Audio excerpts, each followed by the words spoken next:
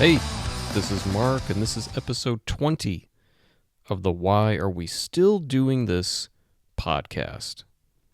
This is part 2 of my conversation with Scott Balawener and Colin Moran. Why do we still think we know everything about relationships?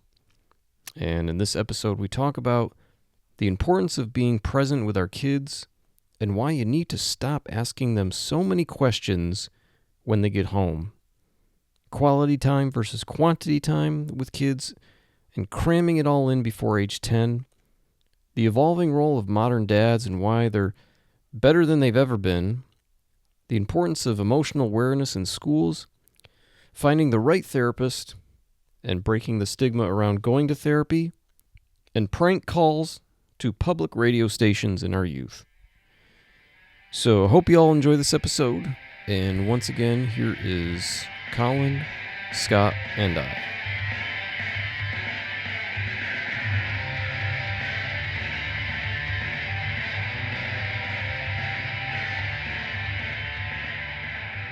I remember driveway moment always being a thing during WAMC fun drives. They're like, we're the station that's going to give you those driveway moments. You're going to pull in your driveway, and then, you're going to be listening to a program, and you're not going to want, you're going to want to hear the end of it, so you're going to stay in your car for like 10 minutes. So 1-800-323-9262. Anybody out there? So we are halfway to $10,000 we have until 1-800-323-9262. 11 a.m. Ring, ring, ring, ring. Oh, we have a caller. So that reminds me of the time that Al prank called WAMC during a fun drive.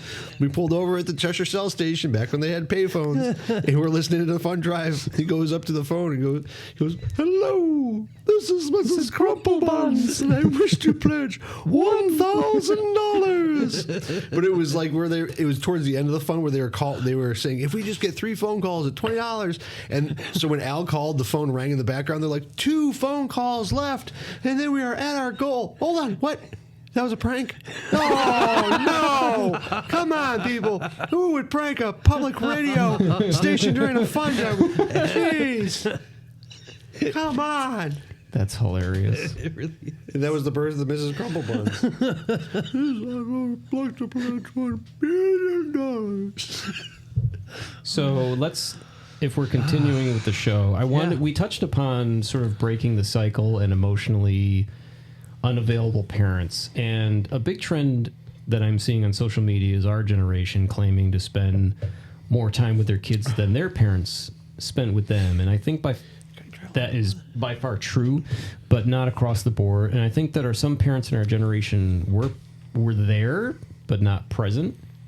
And so my question is, what does it mean to be present? And what does that mean to you to be emotionally available or unavailable? And I think for my kids, it's just listening and validating, because I've realized that when the kids come home, you should kind of leave them alone to an extent. Yep. Like adults, kids don't want to answer 1,000. They need to depressurize. Yeah, kids don't want to answer thousands of questions when they get home. They're mentally overstimulated from the day, and they just want to chill as much as adults do. So, I think being specific with questions like not asking things like, so what went on today? Because if someone asks me like, what went on today at work? Well, where do I start? Yeah. So I think parents need to understand that when they ask a question like that and they get a response like, I don't know, they can't get upset with it, because a lot of parents do, I think. But back to the question, what does it mean to be emotionally, what does it mean to be present? I think, you had mentioned it before when talking about your daughter and in just being able to listen to whatever issues are going on. I mean, when we were outside, you told me the whole story of the drama she was going through, like to detail. That was impressive. That is very impressive, and not very many parents, that It's 10 p.m. Do you know where your children are? That's what we used to hear. Now it's like the whole thing behind your daughter's drama. Yeah, it's amazing. I forgot that commercial existed, but yeah. But I think Cindy Lauper. It's 10 p.m. Do you know where your children are? But I think a lot of times people have their own stress, and so they're hyper focused on that, and forget to spend that extra time with their kids. Because, kids need to, chill out in not depress. What did you say? Decompress. Decompress. Thanks. Yeah. Decompress. They need to be depressed. Yeah, they need to be depressed. You really want a depressed kid. Yeah. Show them videos of 9/11. But I think, we need to Like, we saw this live on TV. Please. we need to decompress too. But I also think that we're just getting stuck like on our phones or in a relationship. you think Colin, that- you were mentioning that it was that trying to find that balance and how difficult that balance was Yes. when, between a person that you have a love interest in and your child. And then when you see that happen over and over again, because there are so many parents that are divorced or not married and split up, like I see tons of people who are just constantly dating one person, breaking up, dating another, or just dating and breaking up and continuing that cycle. So they're focused on that relationship and not so much the kid. The kid's over on the wayside playing video games and watching TV because they're fine over there. Do you believe that is probably, what is your belief in terms of, is it more difficult to be present today more than ever? Do you think, I mean, how do you view life? How do you view your ability to be present pre-social media versus post-social media and smartphones and so on and so forth? I don't think that it necessarily has to be more difficult. I think it's just about your intent. Like I'm gonna spend some quality time. It's not the amount of time that you spend with someone; it's the amount of quality time that you spend with someone. Well, that's that. I've always viewed time as an acronym. Yeah. Like to me, it's two acronyms actually. It's for one, the inevitable momentum of existence. That's time just spent, just waiting and doing all the mundane things. And then I've also viewed time as the second acronym being together in mutual engagement. And that's quality time spent together. That's time where you're really connecting with one another. You've got the phones down, you're doing whatever, and you're able to forget the existence of time and be fully, completely present in the moment. Yeah. And Colin, like you had your daughter half the time, but the amount of quality time that you've spent with her, it far exceeds most people who have their kid 100% of the time. Well, and that's where, like, to Mark's point about allowing them the time, or to both your points, allowing them the time to be by themselves at the end of the day, I'm finally getting better at that. Yeah. And it's because you want the full house moments. Welcome home, DJ. How was school? Oh, well, today this very specific thing happened, and blah, blah, blah, blah. And, well, you know what? Oh, Dad, you don't understand. But then Wacky Dad ends up coming up with a solution. Yep. And It's there's like some piano behind it. yeah, because you have that, that personal involvement, that investment. But kids also need that time alone. They need to figure Bingo. themselves So out. That's right, because ultimately we're alone.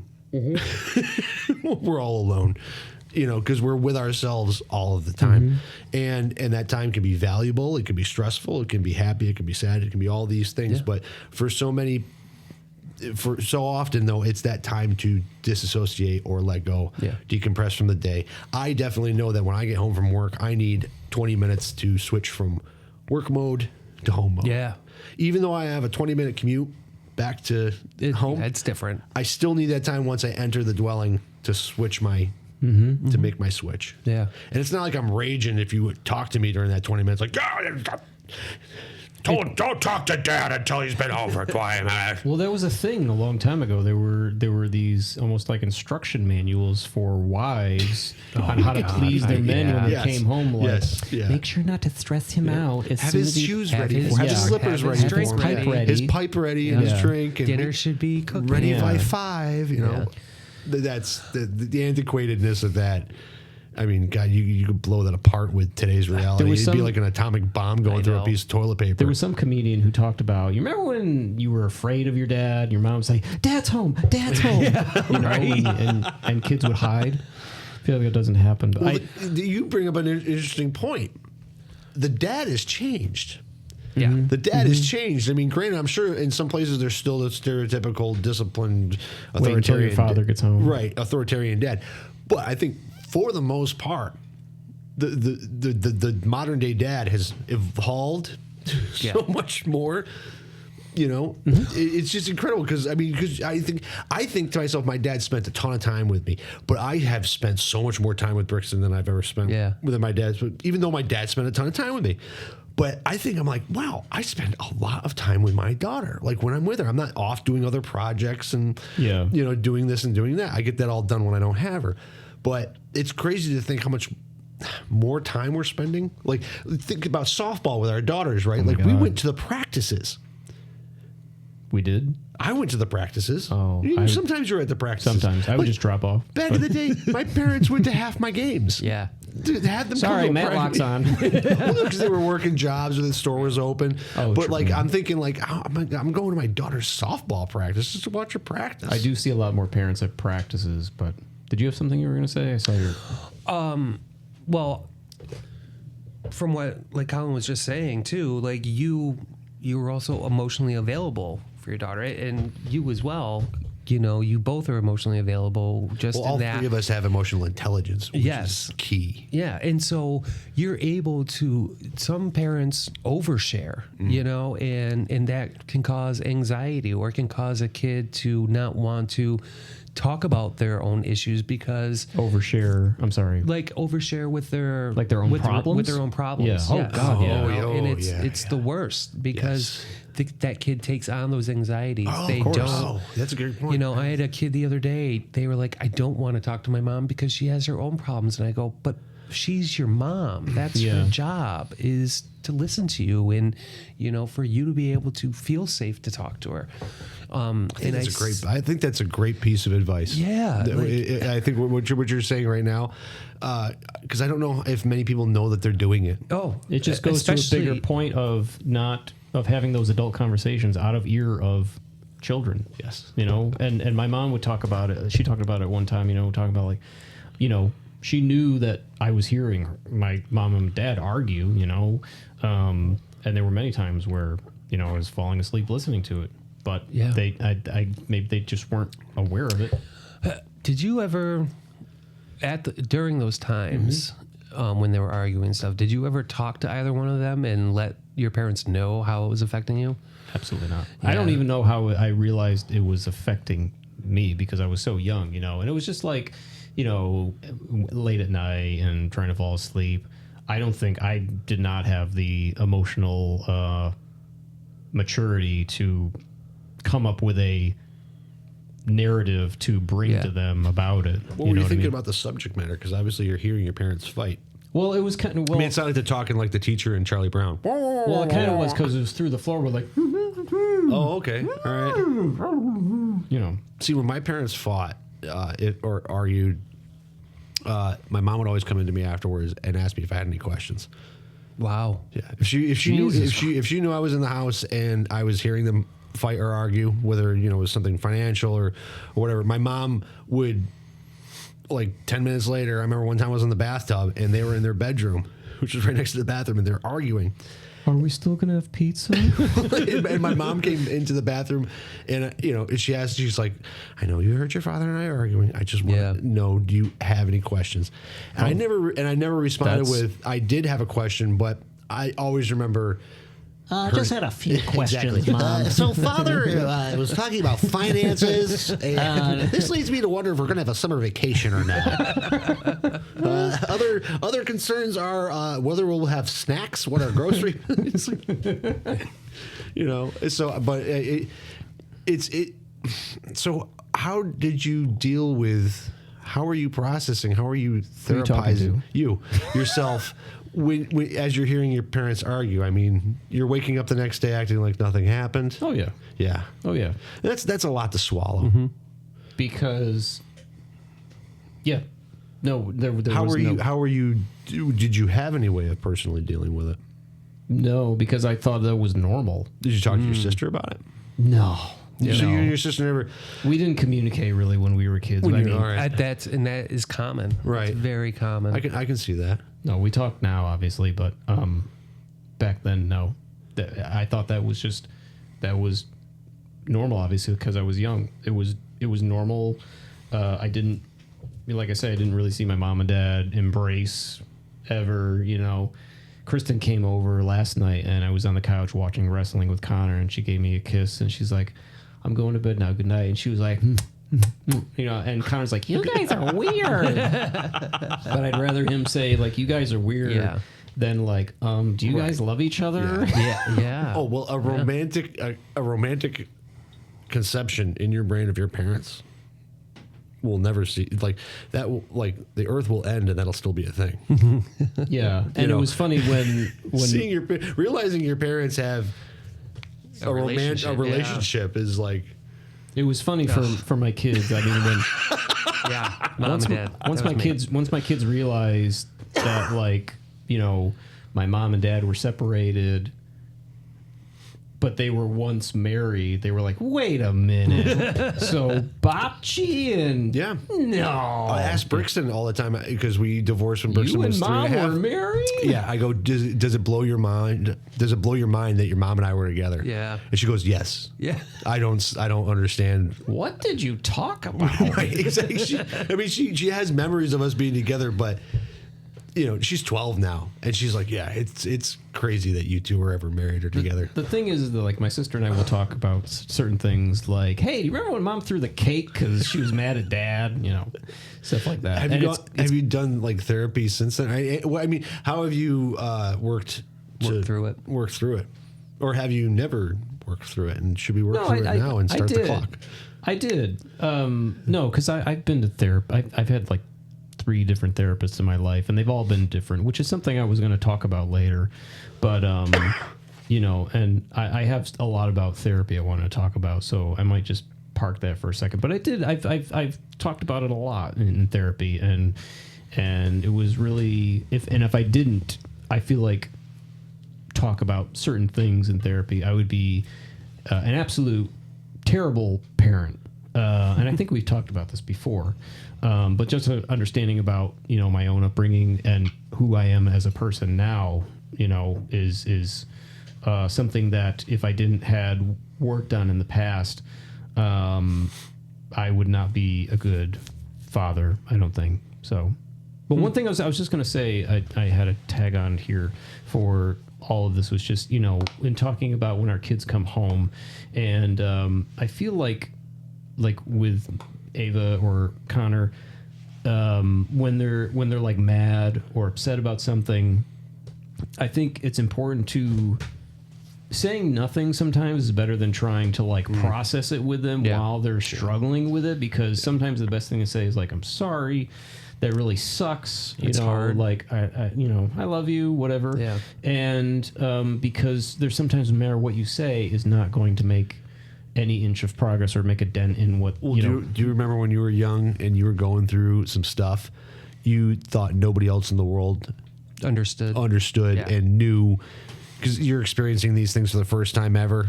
And that's how your brain works. And that's how your brain works. And so when a parent comes to you and says, I know what it's like to get your heart broken, you're like, no, you don't. Because I was really in love with so-and-so. And we just had this thing. And it's like, but no, I get it. I was your age too one time. Get out of my room. I think the problem is sometimes parents will be like, they'll say stuff like, oh, you're stressed. That's the worst. Those are the worst types of people. I hate that line of, you don't have any reason to be upset or stressed out. Yep. I give you what you need. Yeah. No. Well, because I wrote it in the song, being young and in the Detriment song, being young ain't easy. In fact, it's the toughest job. You got everything to learn, and once you learn, your youth is gone. Yeah. That's in I effed your girlfriend, haha. Yep. But I mean, that was. It is difficult to try to put yourself back into those mentalities to deal with your kids. I think, though, a lot of the times it is just listening, and it is just validating their feelings. Often, as a therapist that works with kids, I ask them, do you mind if I give you some advice? And in that just gives, like, they give the permission of, I like some advice. And so I think that can be more powerful than just saying, well, you should do this, because then you're not giving them that autonomy on themselves. Do you feel that in your position when you're talking to kids, you're getting more out of them than perhaps their parents are? Oh God, yeah. You know, because they feel comfortable talking Yeah. to you in that situation.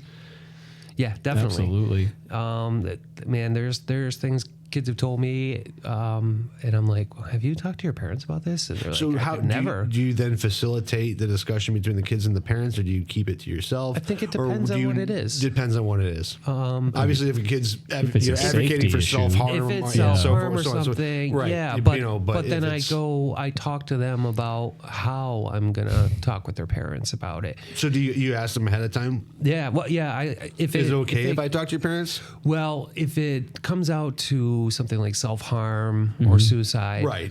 Then like I It's a have no-brainer. to. I It's have a to. no-brainer.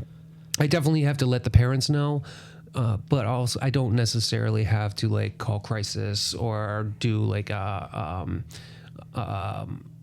screener. You know, it's very. How do you juggle all these different kids? That's the thing. I mean, like We got 300 kids in my right, middle and school. that's and I mean, it's one thing to have a couple of kids, but to have that volume of kids from a varied amount of upbringings, I Yeah. just couldn't. At one year, I had done the math, and I had probably seen 80% of the kids at least once in the year, and most of them much more than that. Do you feel now? This is one thing that blows my mind. I don't believe that this was available when we went to school. And am I wrong? Not so much. We did have we had like Mr. Melito. There's Mr. Domolino, but they were I don't more think like we were as guidance encouraged- right, we were counselors. encouraged. We didn't. That's the one thing when I go to Yeah. meetings at Brixton School to meet with our teachers and their team. That there's so much more of a conscious Yeah. awareness of a child's emotional, emotional well-being. and mental well-being. Yeah, because I feel like we've learned that sweeping it under the rug doesn't help. It's just I'm so grateful that she's growing up in that. Yeah. Because when I go to these meetings, every meeting I end, I'm like, thank you all for what you do. Because you're like this. It was one thing to be a teacher back in the day, but the job of teacher guidance counselor very different. is so much more encompassing. Because our kids sometimes are with them more than us. Yeah. Right. Which it just continually blows my mind, that amount of involvement and investment that goes on a daily basis, because you understand the gravity of the situation and just how important each child is. To treat them as individuals would also be crazy to me, because to see them come, like you're talking about meeting that many kids. Yeah. I mean, you've got to keep them all separate. It's tough. I couldn't imagine. Very tough. Thank God Power School has pictures in it. Right. So is that how it goes? Like if you know, Sometimes. so do you know somebody's coming in, or is it just like somebody shows up? So I mean, I have some kids that I have like appointments, like certain periods I'll have to get them because I'm on their grid for like an IEP. But most of the time it's like the kid going, "Hey, I got to talk to Scott," and the teacher texting me or emailing me or calling my office and be like, "Hey, so and so needs to talk to you." That's so awesome. Yeah, That's or I see someone amazing. I see someone in the hall like that's upset, and I'm like, "All right, come with me." I love that exists. It's today. awesome. I love that exists today. I love that you do the work that you do. Just because it's like I can't. I mean, I am very the struggles of adolescence and development in my head ring so true to me as at 45 as they did back then. Yeah. Well, in also, you know, what I try and remember is that many of these kids, they don't know how to be with one another. Like middle school is about learning how to be social. It's learning about relationships. And so being a marriage and family therapist, it's a perfect spot for me, because a lot of these kids may not know what healthy relationships look like, which ends up causing issues in school. And then some other kids, they're just not socially at that level yet. And so my job mainly is just helping them problem solve, helping them How exhausting have is that, though? conversations. How tiring is that? By the end of the day, my brain is wiped. You're wiped when clean. I come home, and Bridget's the same way because she works in the guidance department, and she has kids in and out all the time. That's crazy because you're married to an educator. Yeah. So we don't really education. talk a whole lot. That's a lot. That's a lot to bring home at the end of the day. And that's you're not putting sprockets in a box. Yeah, I need longer than 20 minutes when I get home. You never know what you're going to get at any given time because the other day I had to cover a class the other day for a little bit because we were so short-staffed. So I was covering this class and I'm bringing these kids down to PE class and I'm bringing them down and there was one kid in the class who was really upset right before we left and I can't remember why, but as I'm lining them up right outside the gym doors, this one kid is trailing the back of the line and he's kind of rolling along the wall and he's kind of going and he was I think maybe a fourth grader. And I said, hey, buddy, we got to get in line. We got to get in with our class. And all of a sudden, he just spits out something like, I wish my stepdad was still alive. Yeah. And I'm like, where? Oh, my God. So, and it's just some stuff like that. You're like, you think you're trying to just get him into class because he was upset that like he didn't get enough computer time in class. I get that a lot. And all of a sudden, he's like, I wish this person in my family was still alive. And I'm like, okay. So you never know what is going Well, how much too are you balancing? Like, if you were counseling a child in a situation like that, are you trying to balance out what you can say to them depending on their family? Like, what do you mean? Like, how are you coming at, like, say a child comes from a really conservative family or just like, I mean, like, I don't necessarily take that into consideration. Are you afraid? I look at what the I'm child finding it needs difficult at to that phrase this moment. question.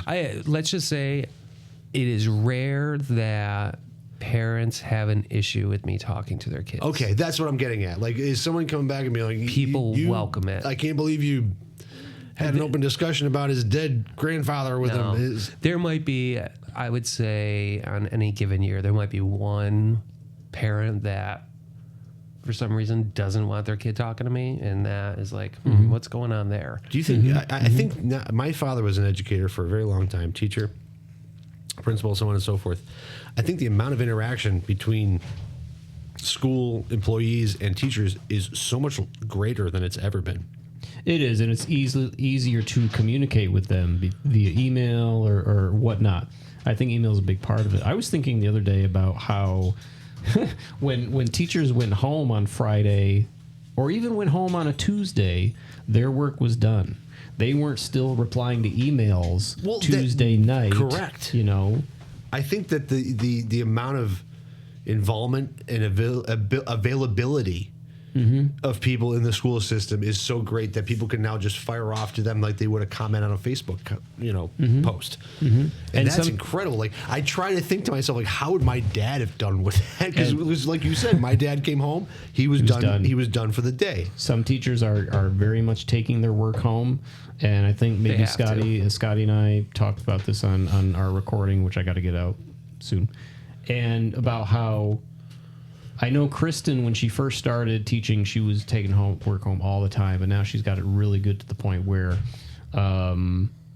she really doesn't, and she's got a good system, and she's not stressed about it at all. Maybe a little stressed, but so that's a great way that she's been able to figure that out because I can only think like it's the same thing as like when doctors and nurses and ER people come home or first responders. Yeah. I mean, you're arriving back home at the end of your day with an emotional weight. Yeah. Some days more than others. I was really good about when I worked in a mental health agency about turning it off when I got home because I wasn't a therapist per se, but people thought I was a therapist because I was a case coordinator coordinating services for them. I was in their home, and sometimes that we had such a shortage of therapists, I was the only person that was coming to their home and listening to them. So that's who I was for a little while, was their therapist in a sense. Because these are people because there's people that will never sign up for a therapist. No. Due to whatever stigma is associated with it. But when they come to a person in a helpful position, it's an opportunity to share.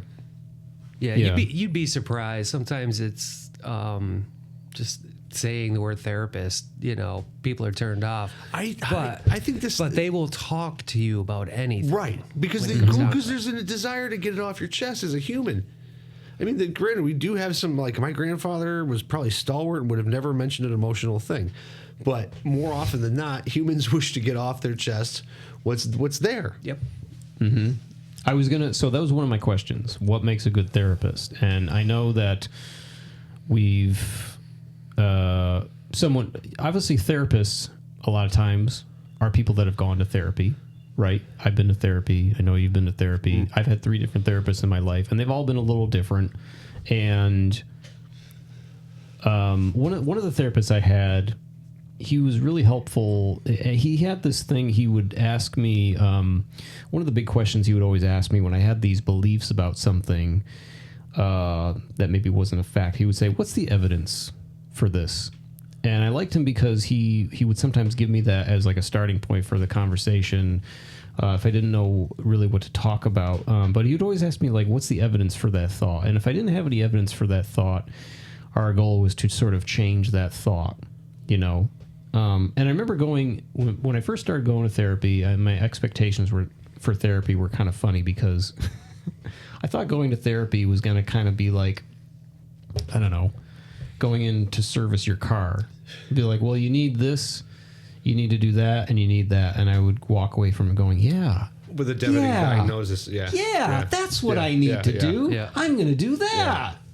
When in reality, you probably go for a few years before you finally make any sort of breakthrough. Yes.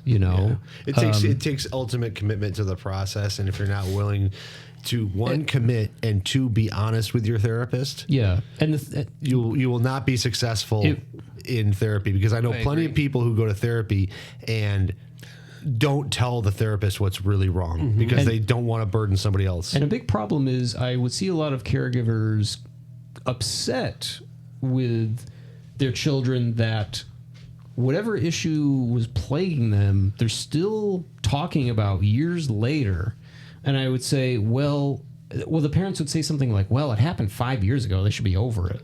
Really? Right. No, that's not how it works. It's probably going to take 5 years before they have some sort of breakthrough where they're like, oh my God. And it's not so much what the therapist says, but it's what you say out loud, and then hearing yourself say it out loud, and then the therapist maybe saying 1 or 2 things that maybe trigger something in your brain. It's a process. A mutual friend of ours, I remember years ago, talking on the phone, and I suggested something because he was really having a tough time, and I said, do you see a therapist? Have you ever thought about seeing a therapist? And they were like, no. And I was like, well, I've seen a therapist for years. And they were just blown away. And I'm like, do you know how many of our friends have seen therapists?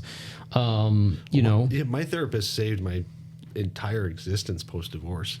It was the most important 5-year relationship I ever had. Like, I rank it up there with just at the top of my list of people that I would take a bullet for.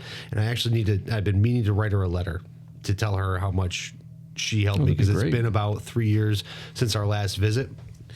But she was actually recommended to me by my divorce lawyer. And how often did you see her? Saw her once a week for the first couple of years. And then it was once every other week. And then eventually once a month. And then there came a point where she's like, do we need to keep on doing this? But what made her a great therapist, she didn't propose to me questions so much. She would occasionally give me questions, but it was like having coffee with somebody. It was like having coffee with somebody you really respect and knows that they're listening to you and is somehow like registering it. And it's okay to talk about yourself. In the beginning, did you like going? Did you look forward to going? I've been to therapists previous to her, but I did not have the involvement nor the time spent like I did with this particular therapist. Because I remember I literally, Lindsay and I lawyered up the day after we separated. And I remember her saying, she's like, you need to get checked for anger issues. I didn't have anger issues. I was upset that a marriage was ending. So when I said that to my divorce lawyer, she goes, well, we'll hook you up with my therapist, and she's going to figure out whether or not you have anger issues. And I remember that was the first phone call I had to her. I said, hello, Michelle. Her name is Michelle Bauer. She's a sweet lady. I'm like, here's my deal. I just separated from my wife, and So, Bridget Hennessy told me to call you. I apparently have anger issues. And immediately within the first visit, she's like, you don't have anger issues. And I'm like, okay, great. I'm glad we're not here for that because I'm going to need you to get through a divorce.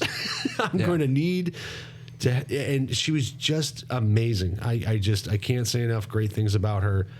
One of the most important people in my life that I would go to bat for 110%. But but previous therapy experiences weren't that fruitful, long, so on and so forth. But I mean, I owe my mental health insanity and ability to parent post that to her, because I will say that, like, the death of my father was a huge deal to me, but I was prepared for that, And I think I saw it come down the pike. Yeah. The dissolution of my marriage, Is it pike or pike? Pipe. or did I say pipe? You said pike. Pike coming down the pike.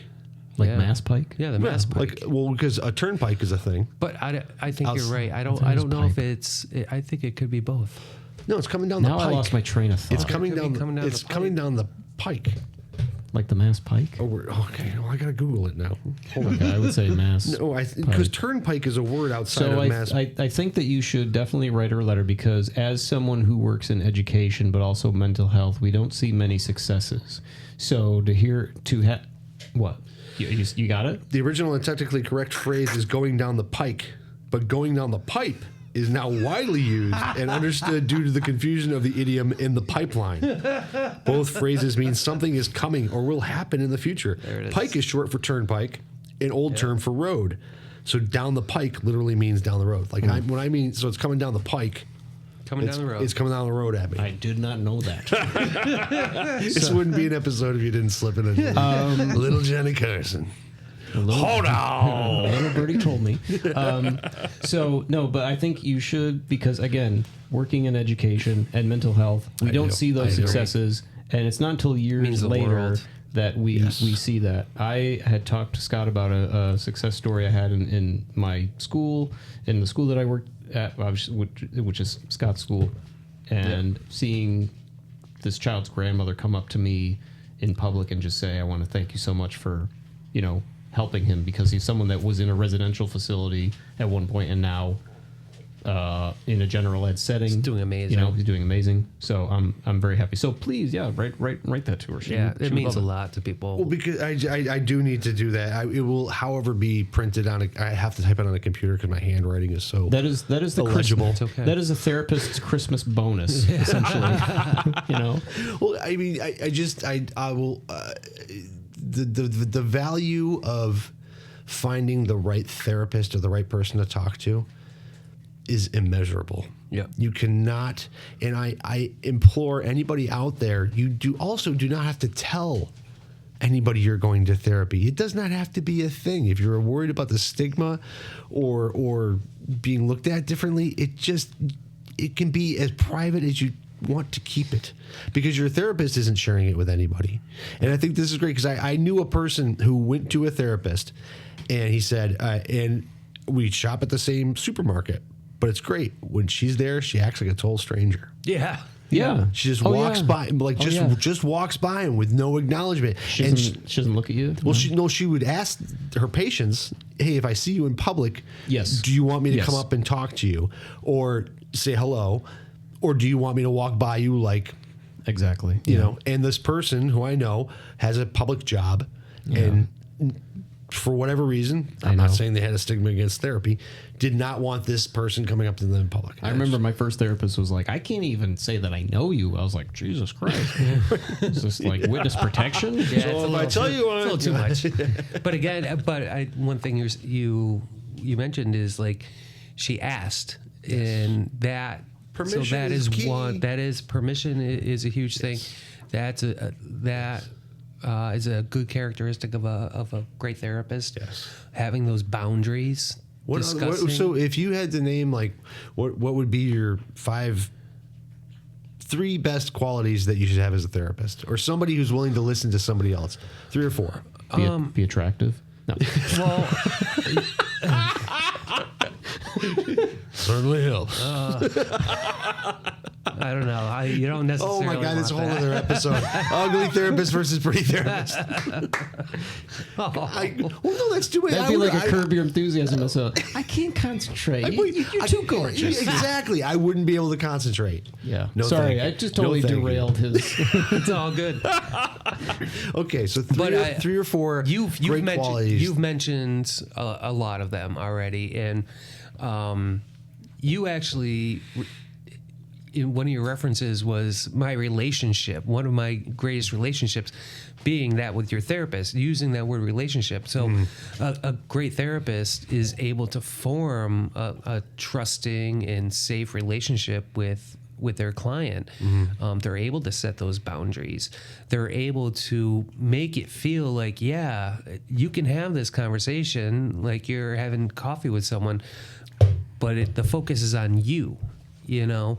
Some therapists... Trust. Yeah, you build a trust. That is one of the greatest things that can ever happen in therapy is to build that trustful relationship, because so many people haven't felt that before. Or with trust comes honesty. Yeah. With trust comes the truth. And actually, you mentioned earlier that people will lie. And I try to feel that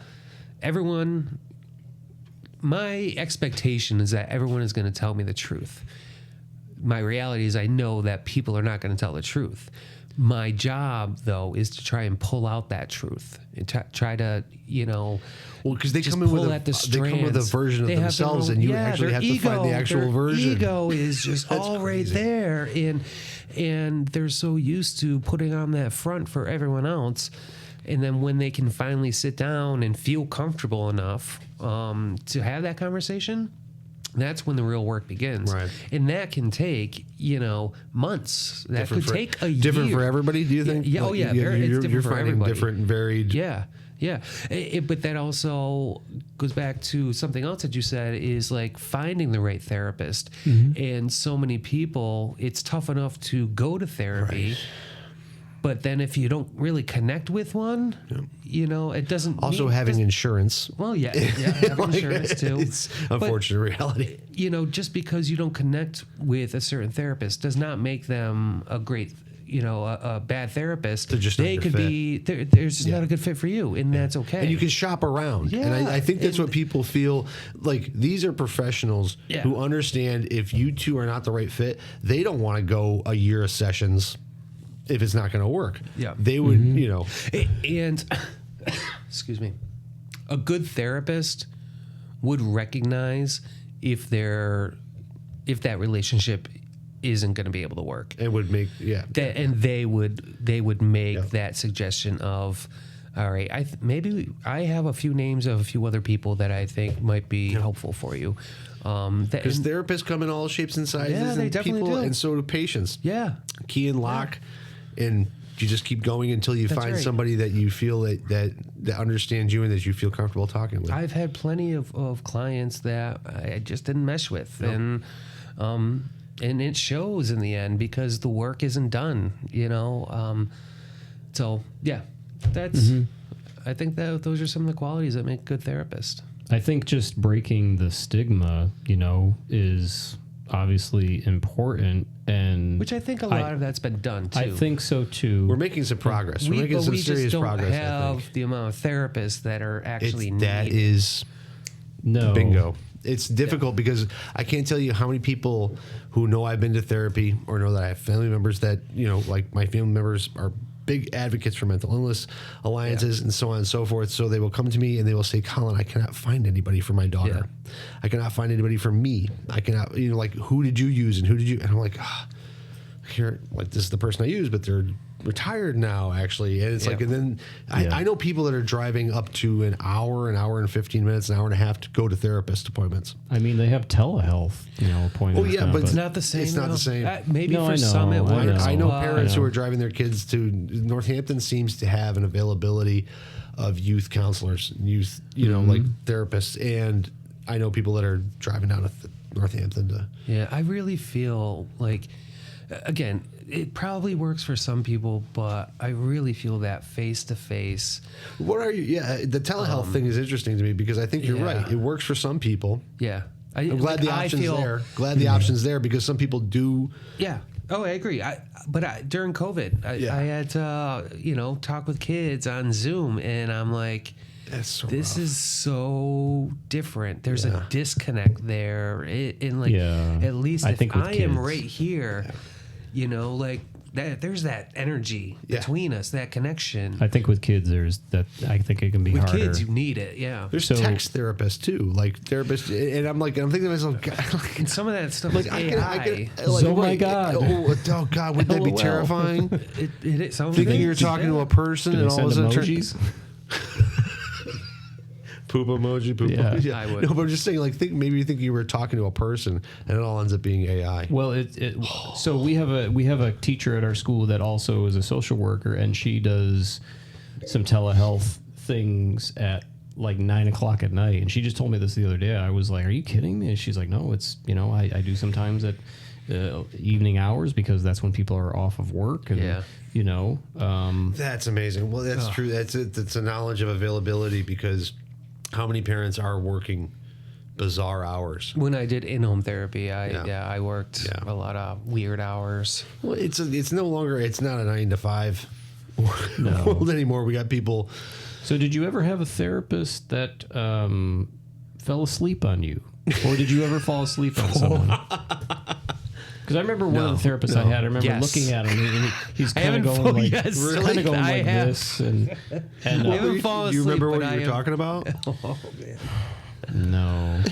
But obviously it anyway. wasn't riveting. It doesn't matter sometimes. Yeah, think about it. But I was doing in-home therapy too, and so I'm going from place to place, and at times when you're just sitting. That's the thing. My therapist had a really comfortable looking chair. Yeah, no. It wasn't these like booths at McDonald's. He was like cozy. That is See, that's why I'm stuff is thankful for real. 45-minute sessions versus the hour sessions that used to be more common. 45-minute sessions are for me. It's probably the right. I like 45 minutes. 45 minutes is ideal. It's an ideal set to play as a band. And like when we play damage shows, I'm like, I want a 45-minute set. Leave them wanting more. And it's perfect because some places are like, everybody's got a half an hour set tonight. I'm like, I want 45 minutes. 45 minutes is ideal. I'll tell you what. Working at a middle school, I also hate backlines. Oh, let's talk about that later. Yeah. I have some of the briefest of therapy, 10 minutes at times, sometimes 5 minutes, because that's all that's needed. You're putting out that quick fire. You got some kid that is just super upset because, his friend accidentally like kicked him or got him out at silent ball. Oh, God. And it's just something brief, and like you're helping them to like calm themselves and learn like, oh, well, what could you have done next time?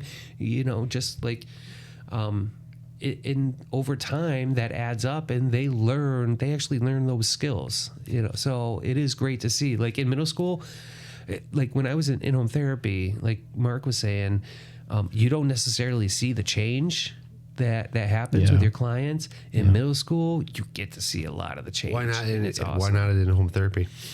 Because you're just not seeing him every day. It's a different situation. How often are you that's going part to of an it. in-home Part of it, but also change takes a long time, and so or in-home therapy visits less frequent?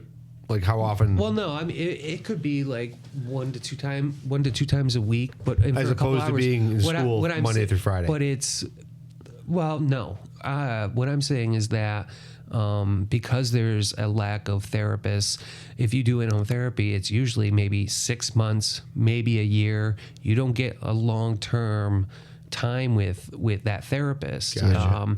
And if things are stable, then boom, you graduate from therapy, and All but right, at some I point you're understand. put back on the list. Working at school, I got 4 years that I get to work with these kids and get to see them. And then even in seventh graders are horrible, but they can still like follow through with some of the stuff that I've taught them in the past. And it's like, okay, this is great. By 8th grade, you see real change happening because they start to get a little more mature. And, you know, when you see them in high school, you're like, that's awesome. Well, plus you're seeing them at that point where kids, you really grow it's up. The worst. It's the worst age. It's the worst everything. age ever. You're awkward, you're ugly, you're morphing, you're okay, you're cool. It's like, there's so much. It's crazy. It's a cocoon of a butterfly that just, Can I just derail this conversation for just a second? Because I do you remember the show that we played where every band got a pizza, and there was one band that played literally like 2 songs. Was this is in Pittsfield. Pittsfield. And there was one band that literally played 2 songs and then they got off. And we're like, so they get a pizza too? And I thought maybe this was like their shtick. Like they'd go from venue to venue just to get a free pizza. That was rough. Just that they'd play like the But bare minimum let them song. have their moment. Let them have their moment. You know, Anyway, I just totally they played derailed 2 songs. that conversation, but I just wanted to make that is point great. I'll because never I thought it understand was why hilarious. pizza's always been the go-to to feed the bands. Just like, come on. It's been 20. Like bands have been playing at places for eons. 90% of the time, I've gotten pizza. Well, what do you want? A little variety. I don't. You just like Maybe a handheld? Right, exactly. It's like if you saw a possum, you're like, throw it a chicken bone. We're always going to give it a chicken bone. Possums only like chicken bones. They're a band. Throw them pizza. Just throw pizza at them. It's probably the easiest. Well, it's easy. No, there's other things that can be delivered, Scotty. You can get, like, you don't only have to call a pizza place. There's other places you can call. And then you could maybe get, I don't know, Chinese food. One thing to go. I just wanted to go back now you're sounding like a club owner. That's why we're getting pizza. Is the economics of pizza? I made you burger and wings. Well, of course you did, but we're not playing for you. We're not like it's only Mark and I here tonight. That's you're gonna get drums funny. and vocals. You're gonna get some like. Yeah. One of the things that I wanted to just touch on with regard to relationships and making them work is I think there's a lot of people that get into relationships and get married and then they realize part of it is you can't do what you did in your 20s when you're in your 30s, mid 30s, late 30s, early 40s, because there's some people that do. And it's so my big thing, and I've talked to Scott about this, is that you've got a good 10 years, right, with your kids, where it's that first 10 years is going to be, you want to try to jam pack it because after those 10 years, they're going out with their friends. They're wanting to have sleepovers. They're for you're their world for the first 10 years, but after that, it's kind of like they separate, you know, but I think it's important to do things with them, obviously, afterward. But there's a lot of times where people think that they can still do those early 20 shenanigans when you have a family, when, you know, it's Friday night, and what do you do on Friday night? You order a pizza and you watch a movie, right? It's family movie night. That's what you do. You're not going out.